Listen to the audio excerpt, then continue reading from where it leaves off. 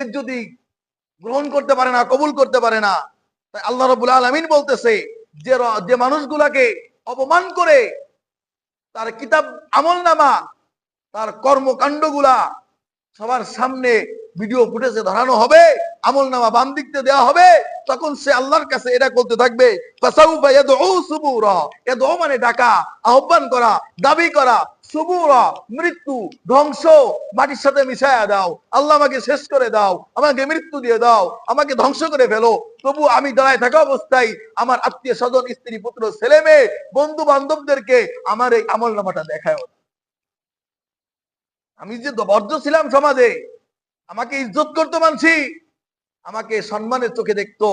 আমাদের অনেক পদস্থ মানুষ ছিলাম, আমি অনেক শক্তিশালী মানুষ ছিলাম, বড় মুখ করে কথা বলতাম। আজকে যদি আমার এই চুরির আমলনামাগুলা, আমার এই বদমাইশির আমলনামাগুলা, আমার এই গুনাহের কর্মকাণ্ডগুলা তাদের সামনে প্রকাশ পেয়ে যায়, আমার মুখে থুতু মারতে তারা এক সেকেন্ডও ভাববে না। ঠিক কিনা? এই জন্য দোস্ত সতর্ক হইতে হবে, মাপ চেয়ে নিতে হবে, ছেড়ে দিতে হবে সব গুনাহের রাস্তা, ছেড়ে দিয়ে পবিত্র হয়ে মালিকের দিকে রওনা রওনা করতে হবে। এজন্য এই অপমান, চির অপদস্থ, অপমানিত হওয়ার আগে আগে থেকেই মালিকের কাছে ক্ষমা চেয়ে আমলনামা গুনাহ শূন্য করে, গুনাহ মুক্ত করে এরপরে আল্লাহ তাআলার দিকে রওনা হতে হবে। আল্লাহ তাআলা বলতেছেন, وَأَمَّا مَنْ أُوتِيَ كِتَابَهُ وَرَاءَ ظَهْرِهِ, যে ব্যক্তির কিতাব পিঠের দিক থেকে, উল্টা দিক থেকে, পিছন দিক থেকে দেওয়া হবে, فَسَوْفَ يَدْعُو ثُبُورًا, এই ব্যক্তি তার নিজের ধ্বংস দাবি করতে থাকবে, ধ্বংসকে ডাকতে থাকবে, মৃত্যু চাইতে থাকবে। আল্লাহ আমাকে মরণ দাও, আমি বেঁচে থাকা অবস্থায় তুমি আমার আমলনামা প্রকাশ করো না। ওয়াসায়াসলা ওয়ায়াসলা সাইরা, আল্লাহ বলেন না রে, না না না না, বহুত সতর্কবাণী আমি আল্লাহ পাঠাইছেনি। এগুলো ঘটবে আল্লাহ আগে বলে দিয়েছেনি। তাহলে পরীক্ষার প্রশ্ন যদি আগে ফাঁস হয়, এরপরে যদি পরীক্ষায় ফেল করে, দ্বিতীয় কোনো পরীক্ষা দেওয়ার চান্স থাকে? প্রশ্ন তো ফাঁসি করে দিছি, এরপরে পারস নাই, তার মানে তোরা 100 বার চান্স দিলেও তুই এখানেই ফেল করবি। ঠিক কিনা? প্রশ্ন বলে দেওয়ার পরেও, সুযোগ দেওয়ার পরেও যে ব্যক্তি ফেল করে, এই ব্যক্তির পাস করার আর কোনো সম্ভাবনাই নাই। আল্লাহ এই জন্য বলছে ওয়াসলা সাইরা, না বান্দা আমি তো সব বলে দিছি, আমি তো কিছু গোপন রাখি নাই। এমন তো বলতে পারবা না যে আল্লাহ তুমি এই গুনাহের জন্য এই শাস্তি বা এই কাজ করলে এটা করবা, এই কথা তো বলো নাই, তাহলে তো সতর্ক হয়ে যেতাম না। ব্যাপারটা এমন না, বরং আমি সব কিছু পুঙ্খানুপুঙ্খানু তোদের কাছে পৌঁছায়া দিছি, নবী দিয়ে পাঠাইয়া দিছি, রাসূল দিয়ে পাঠাইয়া দিছি, ওলামায়ে কিরাম দিয়ে পাঠাইয়া দিছি, তাবলীগ জামাত দিয়ে পাঠাইয়া দিছি, তাফসীর মাহফিল দিয়ে পাঠাইয়া দিছি, নসিহত দিয়ে পাঠাইয়া দিছি, ওয়াজ মাহফিলের মাধ্যমে পাঠাইয়া দিছি, দাওয়াতের মাধ্যমে পাঠাইয়া দিছি। এরপরেও তুমি বিশ্বাস করো নাই, ফেল করছো, অর্থাৎ তোমার পাশের সম্ভাবনা আর নাই, সুযোগ নাই। তুমি ওয়াসলা সাইরা, যাও এই চিরস্থায়ী জাহান্নামের ভিতরে এখন দগ্ধ হতে থাকো। ওয়াসলা সাইরা, তাকে জাহান্নামের আগুনের ভিতরে ঝলসানো হবে। ইন্নাহু কানা ফি আহলিহি মাসরুরা, খেয়াল করেন, খেয়াল করেন। অনেকে অনেকের আনন্দ দেখে একটু কি পান, কষ্ট পান। যারা হক পথে আছে, হালাল পথে আছে, সৎ পথে আছে, এরা দেখবেন অনেকে দুনিয়ায় কষ্টে আছে, ঠিক কিনা? যারা মিথ্যায় আছে, হারামের উপরে আছে, দুর্নীতির উপরে আছে, সুদের উপরে আছে, ঘুষের উপরে আছে, অন্যায়ের উপরে আছে, দেখবেন যে এরা স্বাচ্ছন্দ্যে আনন্দে বেড়াচ্ছে। বাস্তব না বাস্তব? বাস্তব না? হালাল ভাবে থাকেন, হক ভাবে থাকেন, সৎ ভাবে থাকেন, আপনি কষ্টে আছেন। আর অন্যায় পথে চলেন, আপনার সঙ্গর অভাব নাই, আনন্দ ফুর্তির অভাব নাই, মোজ মাস্তির অভাব নেই, দুনিয়াটা কেমন জানো আপনার হাতের মুঠোর ভিতরে। ঠিক কিনা? আল্লাহ তাআলা এই যে বলে দিচ্ছে, এই যে বলে দিচ্ছে, দেখেন দেখেন দেখেন, কত সুন্দর। আল্লাহ একটা কথাকেও গোপন করে নাই। ওয়াসলা সাইরা, জাহান্নামে ঝলসানো হবে এই ব্যক্তি। কিন্তু আশ্চর্যের বিষয় কি জানেন? এই ব্যক্তি দুনিয়ায় ইন্নাহু কানা ফি আহলিহি মাসরুরা, দুনিয়ায় থাকা অবস্থায় সমাজের কাছে, ফ্যামিলির কাছে, স্ত্রীর কাছে, স্ত্রী পুত্র ছেলে মেয়েদের কাছে খুব আনন্দে ছিল, দুনিয়ায় আনন্দে ছিল। এই জন্য ওই যে আল্লাহ তাআলা গত কয়েকদিন আগে মনে হয় তাফসীরের ভিতরে বলছিলাম যে একটা মানুষ কখন দেখবেন যে আল্লাহকে ছাড় দিচ্ছে, কখন বুঝবেন যে আল্লাহকে ছাড় দিচ্ছে বা আমাকে ছাড় দিচ্ছে, যখন দেখবেন যে আপনি অন্যায়ের পথে থেকেও ভালো আছেন। সব থেকে বড় নমুনা, সব থেকে বড় সতর্কতা এটা। যখন দেখবেন অন্যায়ের পথে থেকেও আল্লাহ আপনাকে ছাড় দিচ্ছে, অন্যায়ের পথে থেকেও আপনি ভালো আছেন, তখন মনে করবেন আল্লাহ আপনাকে ছাড় দিচ্ছে।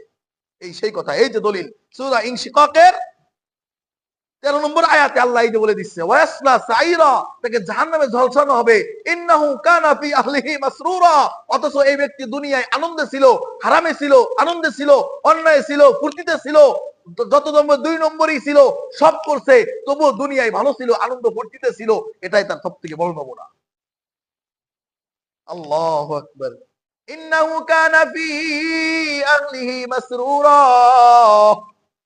ফ্যামিলির কাছে দরবেশ, সমাজের কাছে পিসাব, বন্ধু বান্ধবের কাছে আল্লাহর ওলি, ঠিক কিনা? কিন্তু ভিতরে কি আছে, ভিতরে কি আছে এগুলো যদি খুলে দেওয়া হয়, ওয়াসলা সাইরা, জাহান্নাম ছাড়া উপায় নাই, ঠিক কিনা? ইন্নাহু যান্না আল্লা ইয়াহুর, ইদেন আল্লাহ প্রত্যেকটা আয়াত পড়লে শুধু মনে চাই পড়তে, দেখেন না, ইন্নাহু যান্না আল্লা ইয়াহুর। তাহলে সে যে এই অন্যায়গুলো করছে, কিভাবে অন্যায়গুলো করছে আর আনন্দ বেড়াইছে? কারণ ইন্নাহু যান্না, নিশ্চয়ই সে, যান্না মানে ধারণা করা, আল্লাহ, কিছুতেই সে ইয়াহুর, আল্লাহ তাআলার সামনে দাঁড়াবে না। সে ধারণা করতো এগুলো মোল্লা মৌলবীরা যা বলে সব কাল গল্প, এগুলো কেউ দেখছেনি, হইছেনি, এই যে কথা কই দিচ্ছে, বলে না, কথাগুলো বলে না মানুষ রাস্তাঘাটে অহরহ বলে। এই যে আল্লাহ আগে অগ্রিম বলে দিচ্ছে হবে কিনা, তারা এটা বলে বেড়াইতো, তারা এটা ধারণা করতো যে না, এই কথাগুলো আছে, এই মোল্লা মৌলবীদের পেশা, এগুলো বলে থাকে। নাউজুবিল্লাহ, নাউজুবিল্লাহ।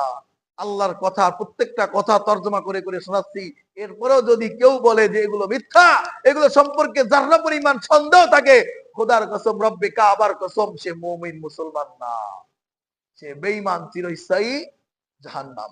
এই যে আল্লাহ বলে দিচ্ছে, ইন্নাহু যান্না আল্লা ইয়াহুর, সে এই অন্যায়গুলা করার সময় চিন্তা করতো আরে এইগুলোর কিছু হইতো না, এইগুলোর কোনো হিসাব নিকাশ হবে না, এইগুলো সম্পর্কে আল্লাহর সামনে বিচারের আওতাধীন হতে হবে না, আল্লাহর সামনে দাঁড়াতে হবে না।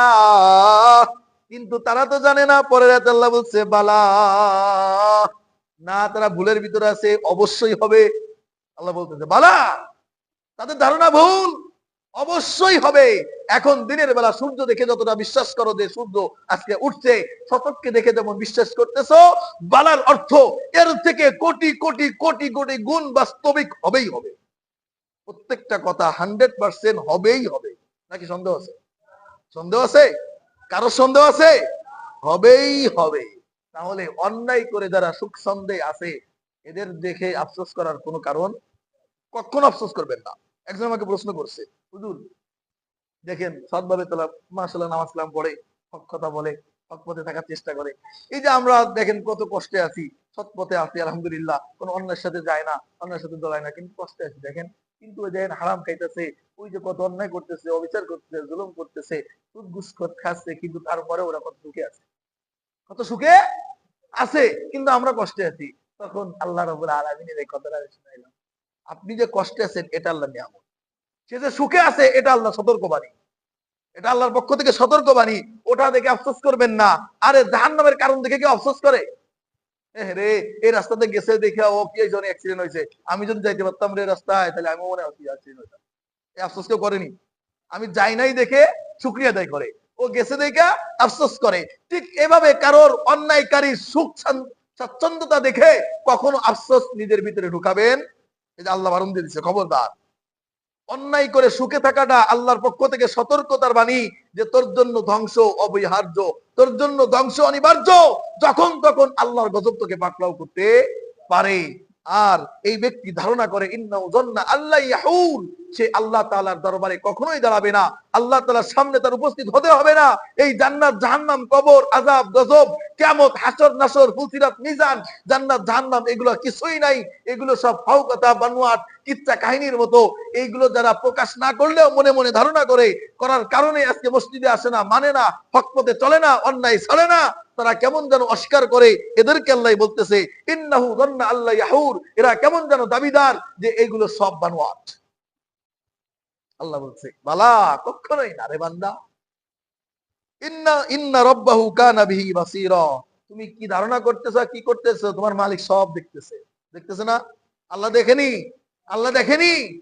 আল্লাহর সৃষ্টির আওতার বাইরে দিয়ে যাইতে পারবা, সে একটু ধারণা করতে পারো যে আল্লাহর আড়ালে চলে আসলাম, আল্লাহর চোখের আড়ালে চলে আসলাম। আচ্ছা, আল্লাহ সৃষ্টির জগতের বাইরে যাওয়ার ক্ষমতা কারোর আছে? তাহলে আল্লাহর দৃষ্টির বাইরে যাওয়ার ক্ষমতাও নাই। বালা ইন্না রাব্বাহু কানা বিহি বাসীরা। তুমি যে ধারণা করতেছো এটা মিথ্যা, অবশ্যই হবে। শুনে রাখো, তোমার প্রতিপালক তুমি কোনটা করতেছো ফি সুদুরিহি, তার অন্তরের খবরটাও কে জানে। অন্তরে বিশ্বাস করো, মুখে প্রকাশ করো না, কিন্তু অন্তরে সন্দেহ পোষণ করো, অন্তরের ভিতরে ভুল ধারণা করে রাখো যে না এগুলো কিছুই হবে না। এই ধারণাটাও দেখতেছেন কে? এই সেই ধারণার কথা আল্লাহ বলে দিচ্ছে। সে ধারণা করতেছে এগুলো কিছু হবে না, কিন্তু অবশ্যই অবশ্যই হবে। আল্লাহ তাআলা আমাদের এই যা কিছু শুনলাম, এরপরে আল্লাহ তাআলা কসম করে আবারও বলতেছে ইনশাআল্লাহ আমরা সামনের সপ্তাহে বাকিটুকু শেষ করব। এই সূরাটা শেষ করে দিব ইনশাআল্লাহ। তারপরে আমরা রমজানের পরে যদি আল্লাহ কপালে থাকে, রিজিকে রাখে, আমরা সূরা মুতাফফিফিন শুরু করব। আল্লাহ তাআলার কাছে দোয়া করি আল্লাহ রাব্বুল আলামিন যেন কোরআনের এই তাফসীরকে কিয়ামত পর্যন্ত, মসজিদ যতদিন আছে, মসজিদ ইনশাআল্লাহ কিয়ামত পর্যন্ত থাকবে, ঠিক কি না? প্রত্যেকটা মসজিদ ইনশাআল্লাহ কিয়ামত পর্যন্ত থাকবে, যদি কোনো জালেম না আসে। এই জালেম গুলো আসলে মসজিদ অনেক সময় বন্ধ করে দেয়, যেমন বাবরি মসজিদ বন্ধ করে দিয়েছে না। ইনশাআল্লাহ আবার হবে ওখানে মসজিদ, হবে কিনা? ইনশাআল্লাহ আবার বাবরি মসজিদের স্থানে আমরা মুসলমান এই হাত দিয়ে ইনশাআল্লাহ আবার বাবরি মসজিদ স্থাপনা করব ইনশাআল্লাহ। সমস্ত বিশ্ব মুসলমান আবারও শাসন করবে ইনশাআল্লাহ। হিন্দুস্তান পুরোটাই মুসলমান শাসন করবে ইনশাআল্লাহ। হিন্দুস্তানের যুদ্ধ আগামী দিনে হাতছানি দিতেছে, প্রস্তুত নাও যুবকেরা। হিন্দুস্তানের এই যুদ্ধে মুসলমান বিজয়ী হবে। আল্লাহ রাসূলের ভবিষ্যৎবাণী, যে সমস্ত গজব আযাব মুসলমানদের উপরে চাপায়া দেওয়া হয়েছে, একেবারে শিরায় শিরায়, পয়েন্টে পয়েন্টে প্রত্যেকটার জবাব দেওয়া হবে ইনশাআল্লাহ। যে জুলুম গুলা, যে মসজিদ গুলা মুসলমানদের অন্তরের আবাসস্থল, হৃদয়ের স্পন্দন জায়গাগুলা ভেঙে চূর্ণ বিচূর্ণ করে দিছ, সবগুলা আবার একটার পরে একটা ঈদ সাদা স্থাপনা করা হবে ইনশাআল্লাহ। আল্লাহ তাআলা আমাদের সবাইকে দ্বীনের খাদেম হিসেবে, কোরআনের খাদেম হিসেবে, কোরআনের জন্য আল্লাহ কবুল করুন, বলেন আমিন। ওয়া আখিরু দাওয়ানা আলহামদুলিল্লাহি রাব্বিল আলামিন।